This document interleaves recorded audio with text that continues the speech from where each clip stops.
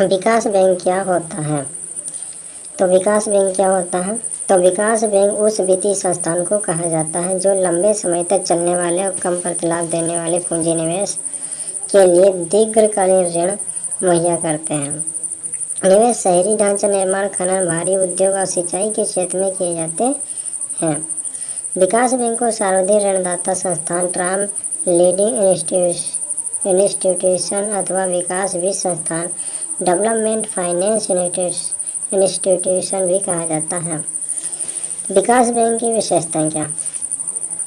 आइए पहले विकास बैंक क्या होता है इस पर चर्चा करें। तो विकास बैंक उस वित्तीय संस्थान को कहा जाता है, जैसे मान लेते हैं जो विकास है, तो विकास बैंक क्या होता है कि उन व्यक्तियों को देता है कि जो व्यक्ति आर्थिक क्षेत्रों से बहुत ही कमजोर हैं। जैसे मान लेते हैं कृषकों, तो ये किसान है और एक कृषक है, तो कृषक के जो भूमि उत्पादिता होती है और उस भूमि उत्पादन की मात्रा कम होती है, तो उसे उत्पादन करने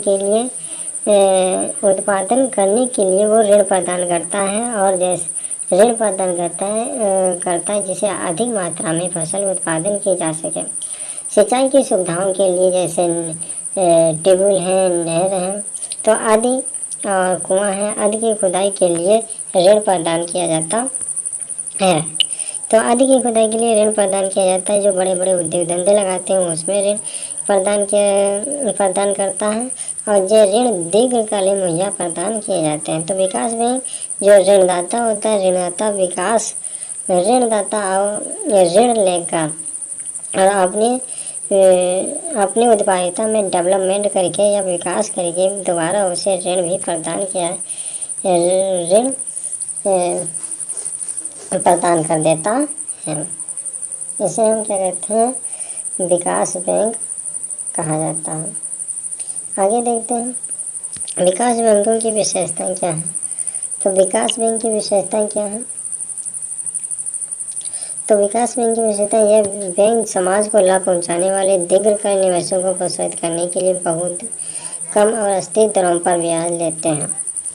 ऐसे ऋण लेने के लिए विकास बैंक को अच्छे खासे वित्त की आवश्यकता होती है। अभी साधारणतः पूंजी बाजार में बहुत बाद की तिथि वाली सिक्योरिटी निर्गत करके प्राप्त किया जाता है। इन सिक्योरिटियों को पेंशन, जीवन बीमा,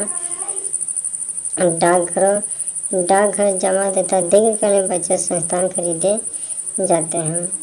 विकास बैंक की सरकार अथवा अंतर्राष्ट्रीय संस्थाओं को भी समर्थन मिलता है, क्योंकि उनके द्वारा किए गए निवेश का सामाजिक लाभ बहुत अधिक होता है और ऐसे निवेश के साथ अनिश्चितता भी जुड़ी होती है। सरकार इनकी सहायता करों में छूट देकर और निजी क्षेत्र में बैंकों और वित्तीय संस्थानों को इनके द्वारा निर्गत सिक्योरिटी में निवेश करने हेतु प्रशासनिक आदेश देकर करती है। आगे क्या है? प्रस्तावित विकास बैंक की रूपरेखा क्या हो? तो यहाँ पर क्या कहा है कि प्रस्तावित विकास बैंक की रूपरेखा क्या हो?